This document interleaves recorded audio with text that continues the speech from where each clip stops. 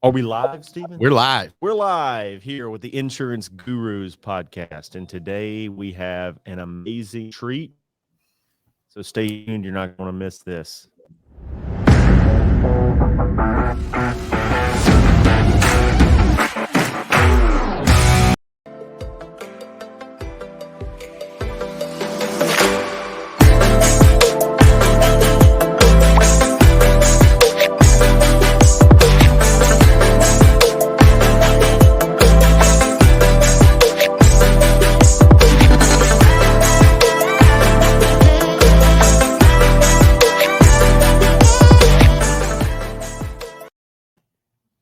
All right, guys. Welcome, everybody. Me, Justin Brock, Stephen Martinez. Hello.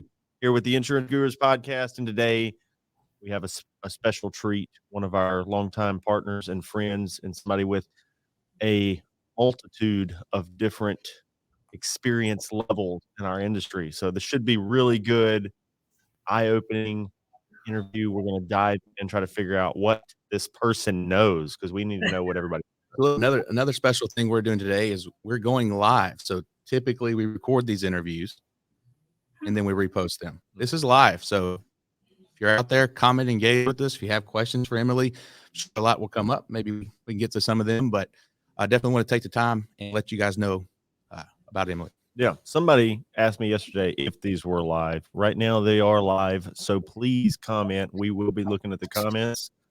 And Stephen, go to that comments tab. I can't see them. So we got one on already. Cynthia Ivy says Emily, and Cynthia Ivy is one of our own natives here in Northeast Mississippi, and she crushed it this AEP. She was writing tons of applications. So shout out to Cynthia Ivy. Emily, thank you so much for being here. How are you doing today? I'm doing good. Getting ready for the season, the OEP season, not the holiday season. Perfect. Yeah, OEP. Yeah, the holidays are just a blip on the path to prosperity in the Medicare world. So definitely, but you do have some good Christmas plans, I'm sure. We have families, so we have to pretend like we care about Christmas. I'm just kidding. We enjoy a little bit of time off, so I'm sure you guys have some big Christmas plans. Yeah, I mean, I'm in charge of bringing the magic, so I gotta do all the things. But it starts on Thursday and it ends on Sunday, so I'm done. Yeah. So you got to do all the mommy stuff and the business stuff. That's crazy. See, I have Tempest at home taking care of all that, and that's something that a lot of us guys take for granted. So you're having to kind of wear a couple of hats there. Yeah, I mean, I have good support from my husband too. I mean, he does take a big brunt of it when we're in the busy season and things like that. And I mean, he works a full-time corporate position. He just got a promotion too. So we're kind of having to navigate some uncharted waters. But regardless, our family comes first, and we make sure that the kids don't know any different. So perfect. I try to have home, but like anytime Tempest went out of town last weekend to Chattanooga for a couple of days. And it was like I couldn't find my ground of what am I going to do with my time. So I didn't come to the office. Normally I'm coming to the office. Free time. I didn't really even utilize. I took the kids to the movies. I'm like, what do we do? And they just kept looking at me like, you're not mom.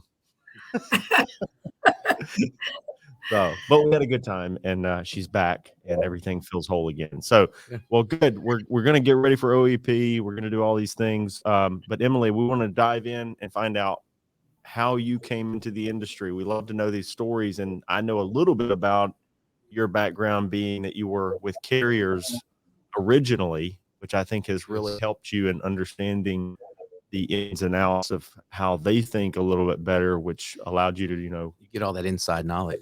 You got the inside scoop, insider trading, if you will, but legal. So Emily, when did you come? The insider trading. When did you come into the biz? When I graduated from college, I went and worked for doing a sales job, and we had to cold call like 50 businesses a day. And I mean, cold call, like where you walk in.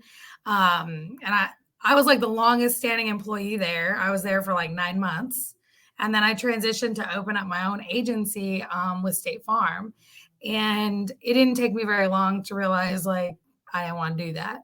So I became a broker with Medicare products back before there were like all these guidelines. This is where you could write apps every 90 days and there wasn't really that many enrollment periods. And I mean, you could get paid like $500 an app plus a couple hundred in bonus based on, different tier. I mean, it was like the Wild Wild West.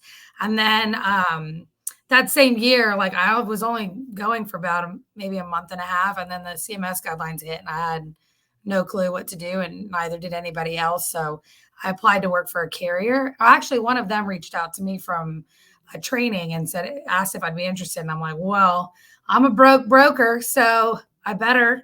And that's how. That's what broker really stands for. Is most brokers are broker than everybody else that they work with. Yeah, they put the broken broker. Yeah. So I think it's important for people to know that, though. You don't have the answers to everything, and I feel like when you have been broke and you're trying to figure things out, like that's just an honest thing. I mean, a lot of people act like they're all like they woke up with millions of dollars and apps in the bank, and it's like, no, people had to like fight tooth and nail for that. So yeah, that's how I got started.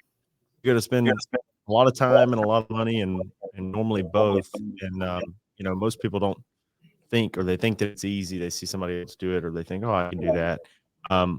Unfortunately, we probably have one of the biggest divisions of income of any industry because most brokers are broke.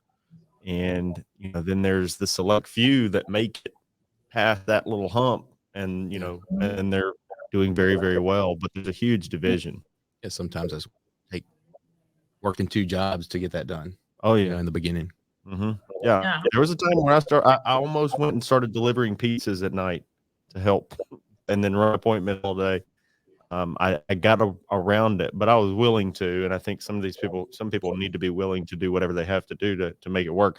I was on an interview with the Insurance Dudes podcast the other day. The dudes, we're the gurus, they're the dudes. There's also the guys. But I should do one for dudettes, I think. Yeah, the Insurance Dudettes. So we were over on that podcast and they were like, what's your biggest advice for somebody new to insurance? And I was like, prepare to eat shit for 2 to 3 years because it is hard, very hard if you're going to really make it. So, and if it's not too hard in the beginning, you're probably doing something wrong. So something unethical. Or you're plugged into aligned, or you're aligned with the right people. And that's just rare. So if you're aligned with the right people, I mean, like we have people in our office that will make 6 figures their first year, but they're LOAs and they chose that route so that they could, build their knowledge and not have to go and fight tooth and nail. Like selling, I think is the easiest part of the business. It's actually getting in front of the people, the marketing that's like the toughest because that's what you need to scale. I told our agents the other day, being LOA is like being in an indexed annuity. There's very little to no downside risk. Yeah. And there's still significant upside. It's capped to some degree because, on the far end, like if you do really well, you're going to come out really good. Mm-hmm. Hopefully I can come out even a little bit better because I took on the risk and you didn't, right? Yeah. And I don't think that's wrong because when we sell a lot of index annuities and it's a great product for some people. There's some people that are extremely risk, like they want the risk. There's some people that want the MIGA, and the MIGA is like the salaried hourly job, no commission, anything, right? So I was trying to put it into terms that they understand by learning what we do. Opening up your own business and starting from scratch and building it. I mean, that's like going in on penny stocks. Well, like what just alluded to, a lot of agents are really good at sales. Sales is not a problem at all for them, right? But the marketing part of it, that's where people a lot of hurdles, and you just wall, don't even want to start. If you do start, it sends you down a lot of rabbit holes. It takes you away from selling, and so then you have to come into this, time management system. How much time do I need to focus on marketing versus how much time do I need to be in front of people selling? Well, and That's a even lot. on the reporting side, like if you like people have a hard time doing CRMs, like they're like, oh yeah, I'll do that later, or keeping track of their numbers, or like actual running this. I always talk about that, like running a business, like stop being an insurance agent and run your business. But people aren't doing that part, and that's tough too. It's not just about getting in front of people, but like, is what you're doing to get in front of people affordable? Is it, does it make sense from a cost perspective? Are you tracking those numbers? And most people are not. So they're just like, oh, I made a sale.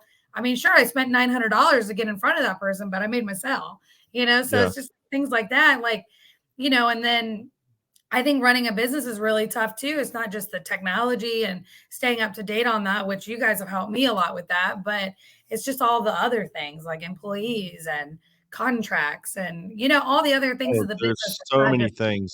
One day I actually listed out I was just like trying to list like all the things a business owner does. All the titles that you could have as a business and owner. there's like, it was like, you had your QuickBooks accounting, you had your actual meeting with your accountants, you had your filing, doing your annual LLC reports, you had your setting up your payroll tax with the Department of Revenue, you had your and that's just like getting down the financial. Like I was trying to go through like, and then it's contracting when you're an insurance agency owner, contracting those people, answering those individual questions. It's the marketing side, it's the sales side, it's be completely responsible for everything. But there's so many. When we listed it and really started listing every task that I had some sort of part in, and thankfully we've gotten to the point where now it's like I know it exists, but I've started getting other people to do it.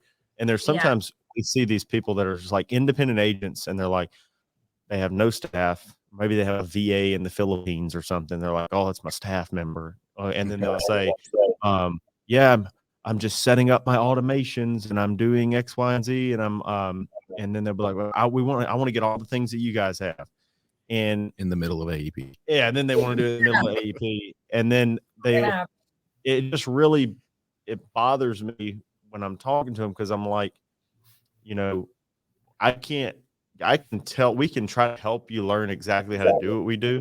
But the fact of the matter is we have 20 people working on it all the time, And so the idea that, an independent agent is going to be able to do every single thing we do is ridiculous, because I work 70 plus hours a week and think about this stuff 24 hours a day. Like I'm obsessed with it.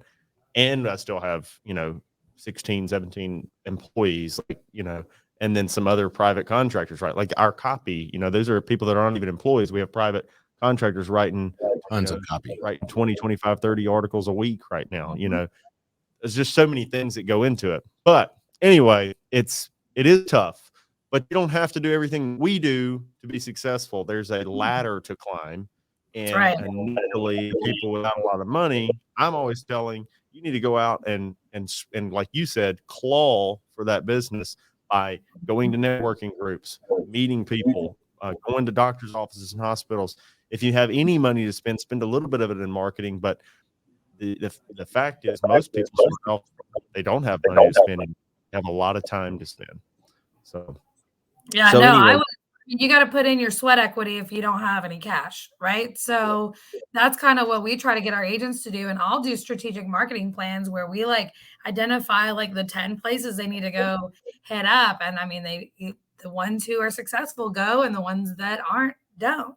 So, like it's just also part of being a business owner is making yourself work.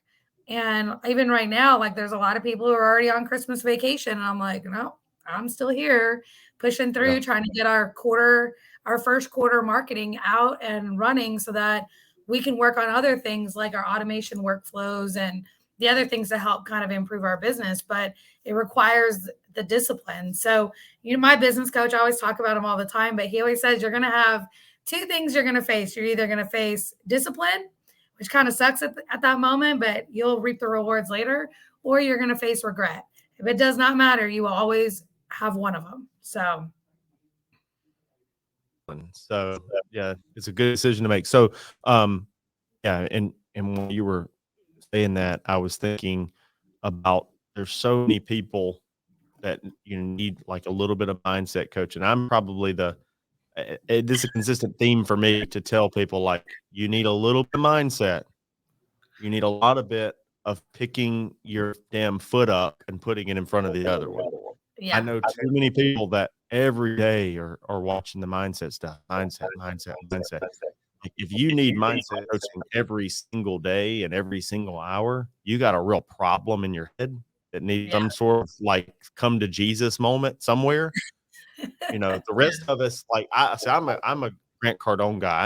I need the guy that just looked in. I'm not saying he's right about everything, but when he says, quit being a little bitch, that's all I need. I'm like, you're right, and then I go work. Right. Some people need I'll like go somebody do to like, it. hold their hand, and so Yeah, at some point you have to take the action. you just have to do stuff. Do it. Dude, well, I mean, Doesn't have what to it be feels huge. like.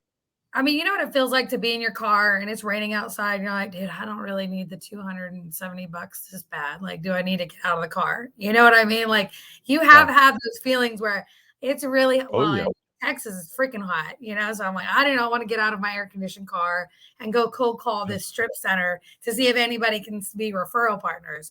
But it's like those little things that you do that in the long run are good. Now, I don't mindset a little bit every day is not a problem, but you don't do it during business hours. You do it after hours. So if that's what you need to keep going, no problem, but do it after hours. So during your day, like you should be doing things that are transforming your business. You shouldn't be doing like mindset. Like that's something you do. You get up at 5 o'clock or 6 o'clock in the morning and do that. Now I don't get up that early because I don't need mindset. I come out. I don't do a lot of mindset. Every now and then I'll throw something like that on in the morning. Honestly, I like like a little bit of 3-6 Mafia or Mudvayne or something in the morning does it for me. So, I'm in my own head telling myself to quit being a whiner, so I don't really need it that much either. Occasionally, I do endorse some of the audio books that I've listened to that are good, but I mean, once you've listened to one or two of them, they're all kind of the same. They all talk about neuro-linguistic programming. I think at least once a quarter, like it's good to like reinvigorate yourself, get back in there. Yeah. Well, like when you can tell when you're like going into a dark place, like you can feel it. Like you're just like a naysayer about everything. And that's just not who you are as a person. So then you have to like listen to a little bit and get back on track. And I mean, I think I just like to feed my brain something productive every day, whether it's business related, mindset. I mean, I don't need that much mindset. So I focus on other things, other businesses, other opportunities. So like this year, we spent a lot of time going to events and kind of learning what people in our industry are doing. And now we're transitioning into other industries because those are where we want to invest our cash and things like that. So you gotta like feed your brain good stuff. But I'm also, I'm a gangster's paradise, a hip hop in the morning kind of person too. So it gets it's either hard rock or like somebody got on to me for using the term gangster rap one time, but that's the way I know it. Like I'm talking about rap where they're like completely condoning gangster like behavior, and I'm somehow translating that into in Medicare though. Not illegal activity. Just something to get the blood flowing. Something that whatever hypes you up. I mean, that could be Celine Dion if that hypes you up, right? Like as long as it's getting going. Celine Dion. I'm not personally. No. me and Justin are very similar. I'm throwing like 311, something of that nature, something with some good energy, some good vibes to just get you in that mood. Yeah. So, and I have said before that how many times are you going to listen to somebody tell you to write down your goals and not do it? Okay. How many times are you going to I mean that's like it's the same stuff over and over again, and if you're not doing it, then why are you even continuing to like listen to it? Like, oh yeah, that's good information, but I'm not going to do that, so what's the point anyway? But no, so Emily, I mean, I think accountability is the number one thing you have to have as an entrepreneur, because I mean, motivation and all that will come, but accountability, if you're not implementing the things, like when we went to all these events, we were like, how can you go to all these events? And I'm like, well, I'm going to things strategically to learn and plug holes in my business. And that's exactly what I go and do. And then I come here and do it like on that Monday, if not sooner. So every time I go to an event, I learn something, I immediately do and take action on it, because if not, it'll just sit in a notebook somewhere and I'll never look at it again. So you have to do that. Something that one of our speakers said, I can't remember exactly who it was, but they were saying, take all these notes at the event and then come back and you take on your plane ride, or, you know, as soon as you get home, one thing that you took away from every speech, because you can't take away everything. Yeah. There's some things that are going to be more important or valuable to you than it is the next person. And so if you can take that away and actually implement it from each person or each individual that you've listened to that weekend, then I think you can take that. But I think, like you said, a lot of people take an overwhelming amount of notes and then you never go back and review that and take any action. Well, like if somebody comes to behind the agency, that could happen here, like where so many people can come in and be like, okay, I want to do all of that. Well, figure out what's the next step, what's going to be the most fruitful, what makes the most sense, what's most practical for me to say is the next step. It's not that somebody has to come in and do everything. Like when we show everything that we're doing, we're not saying like this is the only way to do business. We're just saying this is the way we've evolved and continue to evolve. And we hope that that gives you some light on what, like maybe what not to do. A lot of taking in good information is also learning what not to do, because, you know, you can see from other people's mistakes. You know, I know your parents always said that growing up, you know, learn from my mistakes, you know, not don't do hardcore drugs because look what happened to us. Oh, that's my sorry, I'm just kidding. But so Emily, getting back to your trajectory, you went to work for a carrier, and how long did you do that? Well, we went through 3 acquisitions. I want to say 2.5, 3 years. So it was a small carrier here called Bravo Health, and they were bought out by Cigna, or by HealthSpring, and then bought out by Cigna. And then I ended up leaving to go work for an FMO that was here in Texas. And I didn't like that. So I left and started my own agency with no money, nothing in my savings account, which, by the way, I made really good money when I was working for a carrier, but I didn't realize like all the tax side of things. So I paid a lot in taxes, and I still realized, I'm like, man, I'm making 6 figures and I don't have anything to show for it. Like that doesn't make sense. And so my dreams of corporate America were like, I'm not doing that. So that's why I started my own agency. And I had met my business partner, Kim, as part of, you know, I used to train her whenever, because she just started in the business too at that time.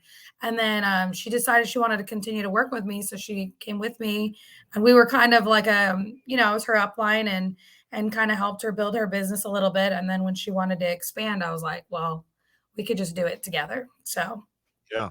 And that's something that I think is very interesting about your business, is that you guys focus on the Vietnamese market.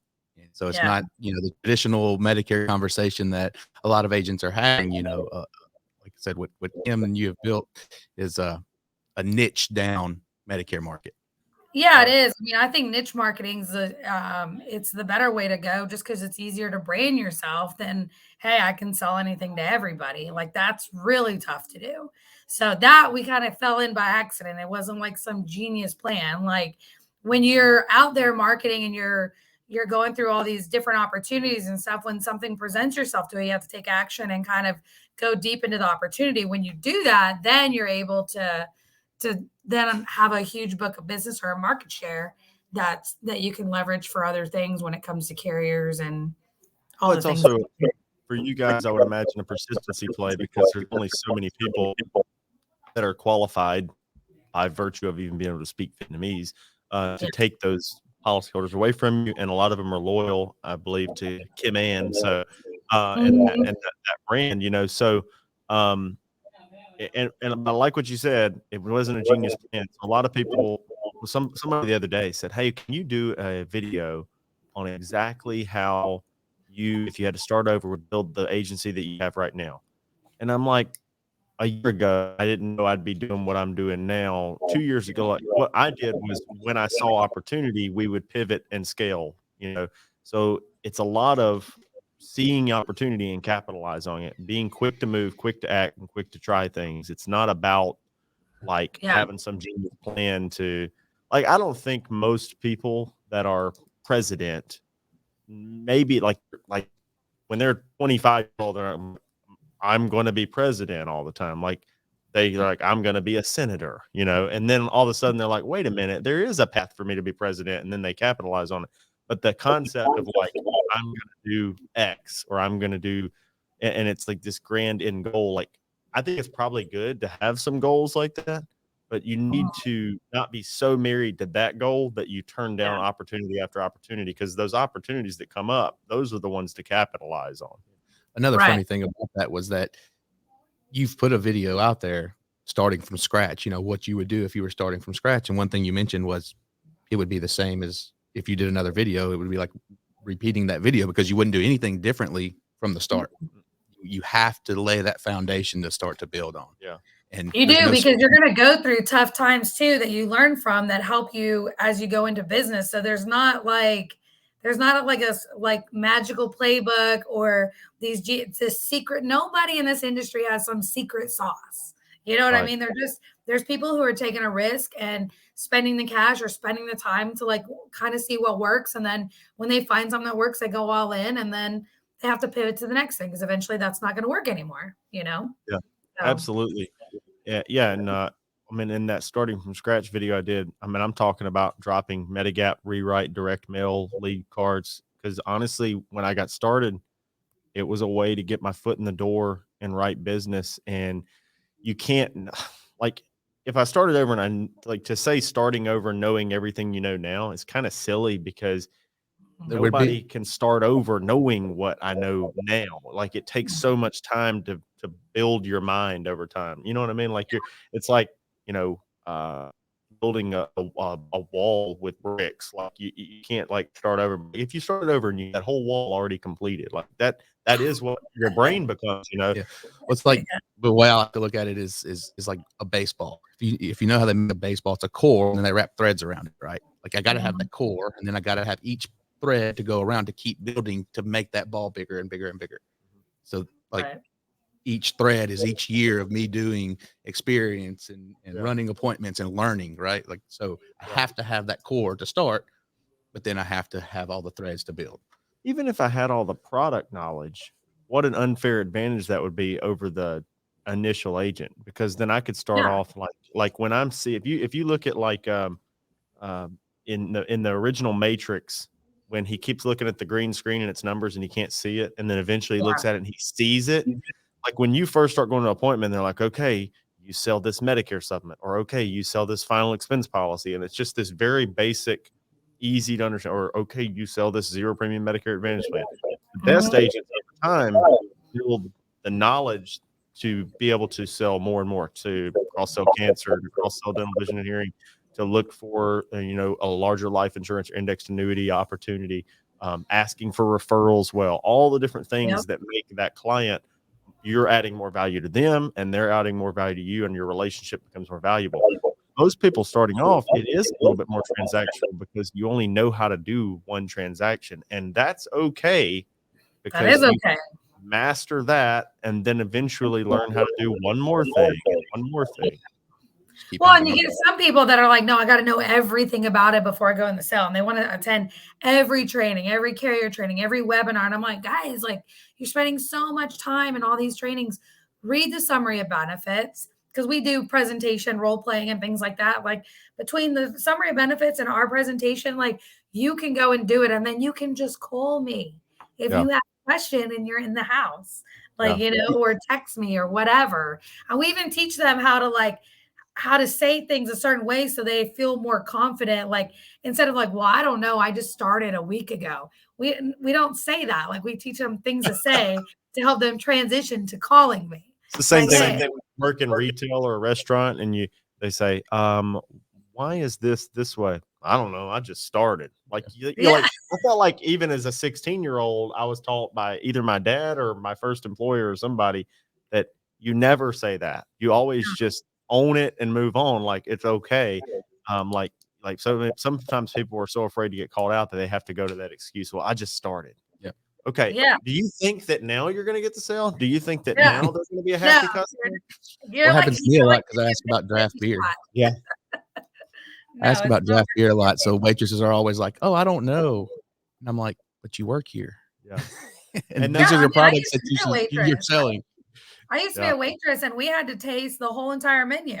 Like, we had to that was part of the training. And like, you had to know like what you would recommend and why, and you would have certain people, and then you had to know how to upsell And I mean, even like I worked at a high-end restaurant one time, and I had to know, like, look, get the higher price bottle and then work your way down because you're not gonna be able to taste it. You know what I mean? You don't always, you don't buy expensive wine bottles when you're already buzzed. It's just no point, you know? Right. And so when you tell people that, they're like, oh, okay, well, let me splurge on this bottle and the rest bring me the $25 bottle and call it a day. I love a waiter or a waitress that says, well, I haven't worked here very long. Like, yeah, you're a waiter or waitress. Odds are you're not going to work here forever, or you're doing something wrong in life. Yeah. Should be the goal shouldn't be to work here long. It should be a well, stepping I don't stone. know. There are some that make really good cash here in Houston. I knew some that worked at some of the the fine dining places. Yeah. I mean, they're bringing home $150 a year. My goal, if I'm working in fine dining, is to be such a good server to those fine dining patrons that one of them with a huge business opportunity goes out on a whim and offers me a shot to hit that next level. That's like precisely what happened with me. Yeah. When we were at an fine event, dining restaurant, a guy offered me a sales job selling dental supplies, and I took it. Yeah. oh, perfect. And now he's the chief marketing Now I'm here. officer of the largest Medicare brokerage in the whole country. And such a great guy. You got so lucky finding that guy. Okay, we're not the largest in the country, but we will be. Not yet. Because of this guy. Yeah. You got to speak in future or present tense. That's right. The largest we are.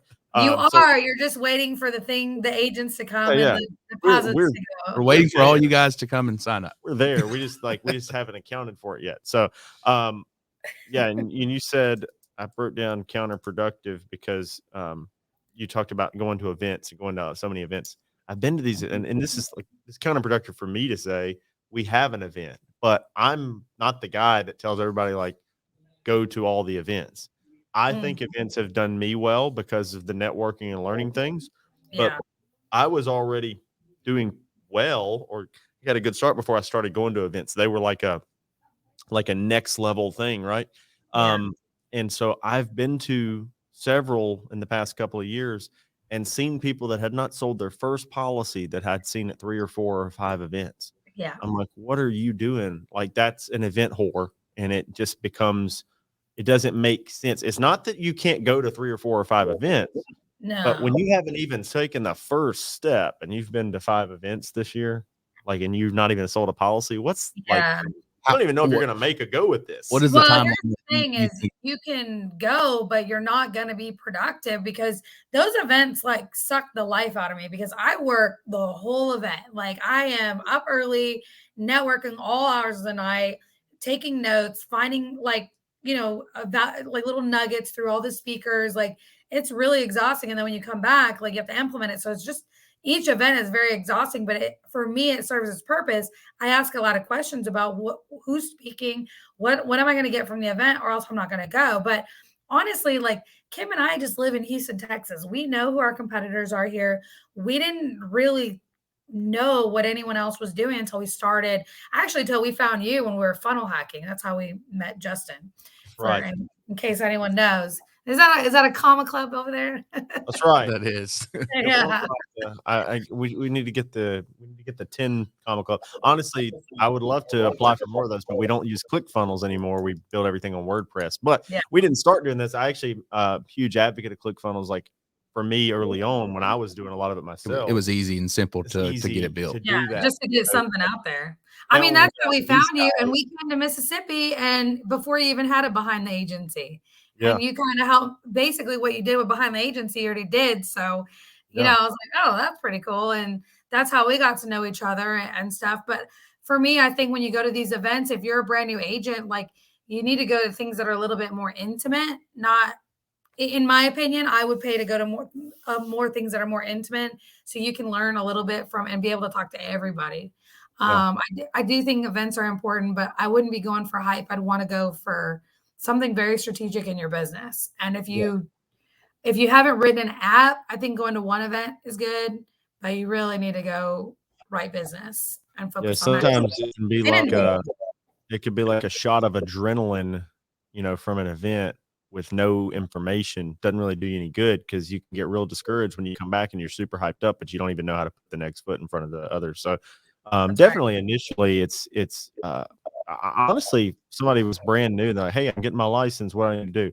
I would not be like, go to an event. Use money, go buy leads, go work, go sell, and then go to an event to like expand your business. I didn't know what everyone was doing.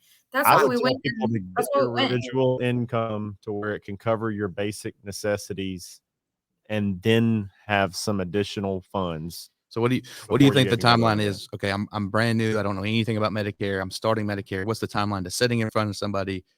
The timeline to go into my first event? So from being brand new, I think that the first part of that timeline is important. Getting in front of somebody, like sitting in front of somebody and help them. I'm saying, so from the day that I got my license, 2 weeks tops, and I'm in front of people.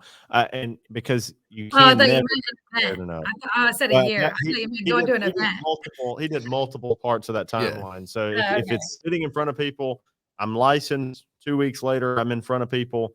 And then probably a year, because I would want to commit a year to just the grind of pulling out. And look, my first year, I was looking at 3 to 5 applications a week. It wasn't like, now when we put up numbers and people are like, oh my God, that's crazy, you're lying or whatever. There's an evolution to that process to pouring that much business in. Yeah. In the beginning, it was direct mail, 3 to 5 applications a week. Now, eventually I was like, I don't want to do this forever. And I don't think anybody should be like trying to do direct mail forever. But I think almost everybody should start on one of the hard ways, just straight up telemarketing or direct mail. And telemarketing is harder and harder now because of all these Pakistani call centers. Well, I think it could be hard to attend an event earlier than that, because you really don't know what everybody's talking about. You may not even understand all of it in your first month or 2 or 3. I think I was 2 years in before I went to my first event.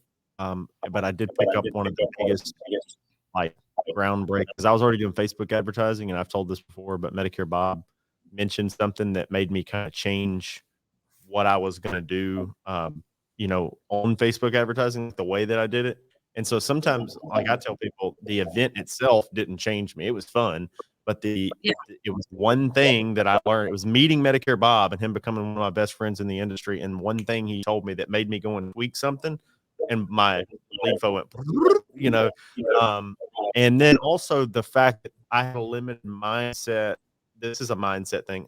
And it wasn't like my mindset was, I was very hungry, but I didn't really understand what was possible when he started talking about spending $25,000 a day on lead flow and building, an agency, and the lifetime value of the client and the cost per acquisition. And for me, I started thinking, okay, I'm sitting here thinking small potatoes, because I'm thinking, how can I make these Facebook leads come to just me, when really I needed to be thinking about how can I scale this to the moon and create the apparatus to catch as much of it as possible. That's right. I didn't go to my first event till it was my business coach, which that's when we started getting coached with him. But other than that, my first insurance event was this past year. I mean, I've been in the industry almost 15 years. So, I mean, I just think that as new agents, I think people need to get in front of people very quickly, start selling, and about a year after that, go and see what else is possible. But you should have the right partners that are like kind of telling you what's possible too. You know what I mean? Because I know some of these agents that I've met at some of the events, and they're great people and they have a lot of potential, but there are so many dang events are not working that I'm like, and then they're overwhelmed with information. They've been recruited by like 35 different people, and it's like everyone sounds good and they have no idea what to do, and then now they're stuck. So No, that's absolutely right. So Emily, let's move on a little bit. So you guys start your agency, you eventually stumble in to the Vietnamese market that starts doing well. Now I think you're scaling past that, because I believe in riches and niches, but it's like, hey, let's get one niche to where it's growing, and I've got a team that's kind of continuing to nurture that niche and grow it. But there's a lot of ways to make money. And so now I'm growing. Okay, now I'm scaling out to here. I'm scaling into real estate syndication, some of the other things you've talked about doing before. I don't know if there's a question. I don't want to say when should somebody do that. It's very difficult to say. But what are the endeavors you're kind of down focusing your time on now, and why? What made you do that? Well, I mean, we're still growing our agency, and I mean, we had a lot of things that we have to learn too, because even though we're niche, we do spend a lot of money on retention. And so now we're like, do we continue to do that? Or of course we'll continue to do what we do, but like then we have to scale into things that don't require as much cash flow to retain the business, right? But that's this one business, but this business runs really well on its own. So I think for when you're an agency or an agent, you're going to bring in so much cash flow and you're going to pay out the wazoo in taxes. So then you start thinking like, okay, how do I reduce my tax liability but increase my flow of income? And so you start looking at different things like, well, real estate's like the easiest way to answer that. But then you start going to events related to that and kind of learning, that option. Or like I have e-commerce stores. And so I just have, you start expanding your brain on how can I do other things that don't require a lot of my time so that my money can make money while I'm busy building my cash cow. So insurance is really a vehicle of cash flow for me to utilize in other businesses. I live pretty minimal. I don't live in like big $1 million houses or anything. Like, I mean, I drive an old car, and I mean, of course I can afford more, but I want to reallocate those dollars to something that's building my wealth. And that is where meeting my business coach changed my limited mindset of what's possible. Like I never realized like I could be a millionaire one day. Like that seemed like so far out there. Like only celebrities could have $50 million or $100 million. I didn't realize as an individual that I could do that, and so when you have that mindset and you start getting around other networks of people, then you're like, wait a minute, if they can do this, I can do this. And then you start heading in that direction. So it all started with me trying to figure out how to reduce my tax liability and then kind of spiraled from there. Yeah. Well, yes. Yeah. So that's awesome because, well, the best rabbit hole you ever went down. Yeah. The tax liability thing is a real bitch. As Joe Namath would agree, nobody likes taxes, even Broadway Joe. Somebody actually mentioned this earlier. I am wearing a Joe Namath jersey today. No, I'm not a big supporter of his commercials, but we do have a production coming up for all of you guys that I think you're going to really like, and it is going to star Joe Namath.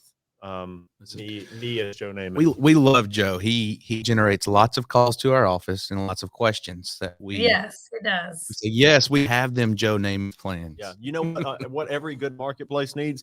Confusion. And who better to confuse the seniors of America than Broadway Joe?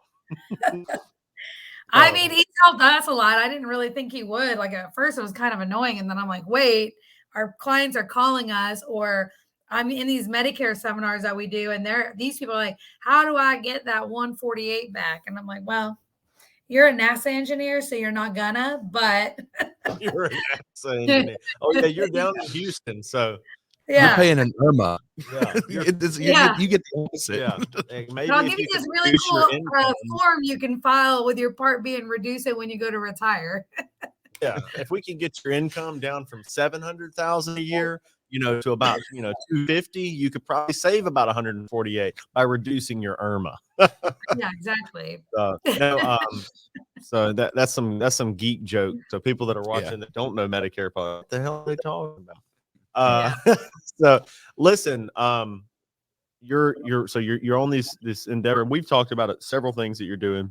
If people were wanting to reach out to you and get involved in anything you're doing, what would be the best way for them to do that? Just follow me on Facebook. Get on my Facebook page, Emily Trevino, and just reach out to me on there in DMs. I'm on it all the time, answering a lot of questions, getting people. I actually have quite a few people who've been asking me about real estate and things like that. And I mean, I'm always available to help people figure out, that side of the business as well. So Facebook's the easiest way to get a hold of me.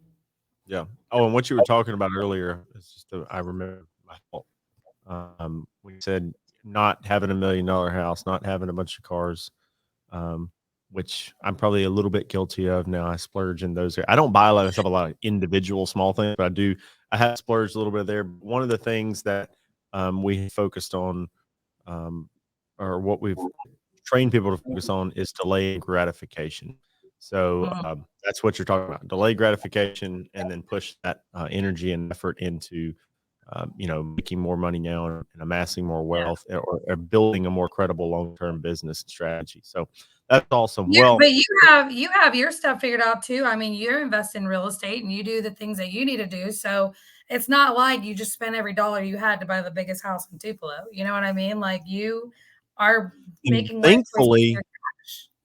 thankfully, I'm in Tupelo too. So buying the biggest house in Tupelo is like It's not buying, that hard. a mediocre house in Houston, right? So, Feasible, Yeah. yeah. like, I'm also not trying to buy the biggest house in Houston because it's like $50-something million. So no, thank you. yeah. Well, Joel Osteen owns it, so I don't know if he's giving it Yeah. up. Right? Yeah.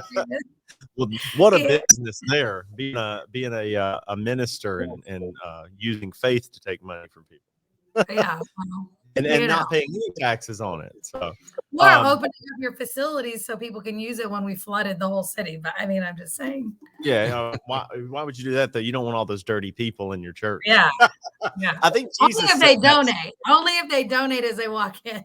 Wasn't Matthew 10 or something? We don't want all these dirty people in the chapel, something like that. I don't know.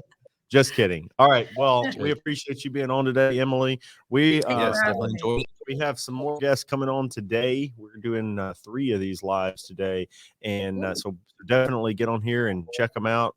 And before we go, we have a word from our sponsor, Go Guru.